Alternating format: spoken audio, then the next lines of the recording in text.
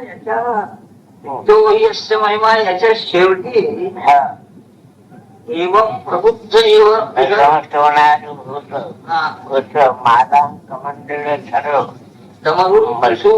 शक्रांच शंखम उपरिस्फुटलेला त्या शक्रांच शंखम म्हणजे उजव्या हातात शंख आणि डाव्या हातात शंख असा दिसतंय. आणखी दुसरीकडं महाकमंड कर्मयुग्मे मध्यस्थ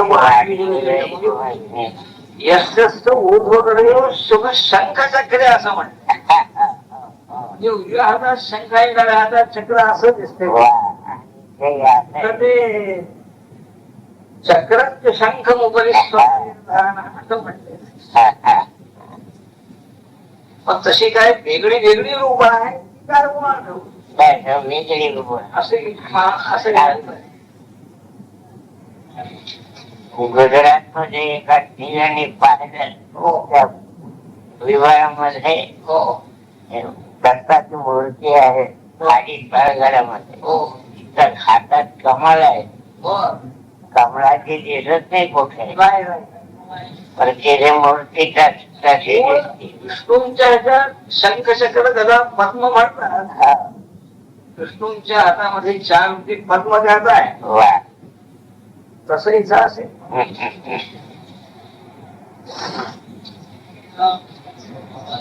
भगवतीला मंदिर आहे चांगलं तळघरामध्ये.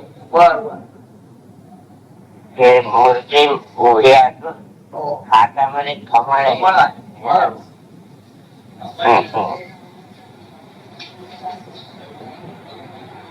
दत्तपुराणात काही द्विभुजाही सांगितली मूर्ती चतुर्भुजा आहे षडभुजा आहे वेगळे वेगळे.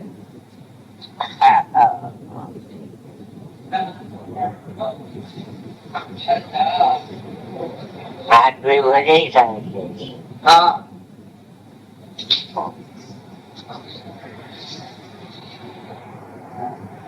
मंत्राची जोडणी चांगली सांगितली पुराणामध्ये दत्त पुराणामध्ये. त्या भागवतात सुद्धा कुणी विचारलं सगळ्या यादवांचा नाश झाला म्हणजे अश्वत्थाखाली जाऊन बसलो डाव्या पायावर उजवा पाय ठेवून बसले असंही आहे. उजव्या पायावर डावा पाय ठेवून बसले असं असं दोन ठिकाणी वेगळं हे आहे. आणि त्या व्याधाने बरोबर हरणाचं त्याला मुख दिसलं बाण मारला. एकादश स्कंधात डाव्या पायावर उजवा पाय ठेवून बसले असं काहीतरी आहे.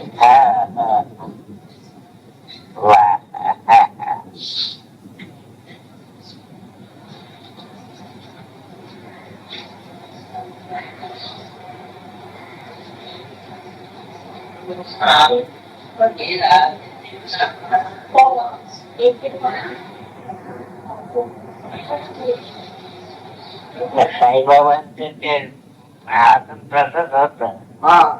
उजवा पाय बाहेर मांडीवर ठेवायचा. मांडीवर ठेवायचा.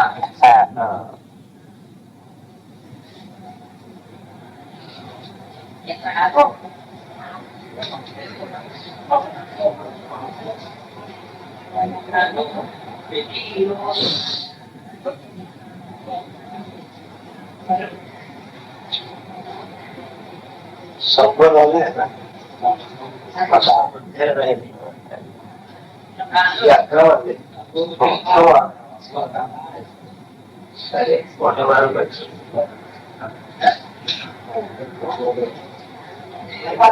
वचनाचं चांगला अभ्यास केला लागले. काल बराच बसते होय रात्री कोणी नव्हतं. संध्याशी आचरण चांगलं लहानपणापासून निवांत बरी येऊन हो कुठेही गेल्याला चांगलं.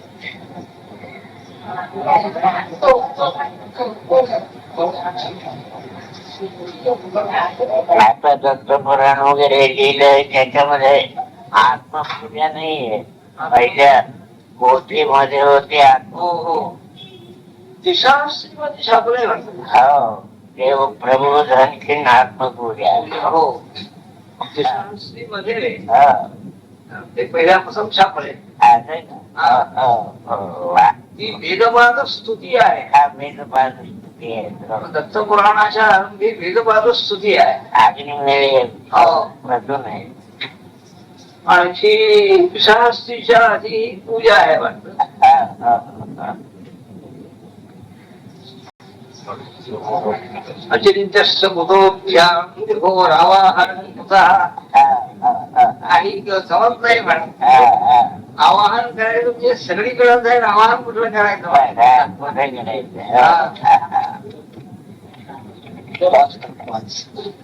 आणि हो हो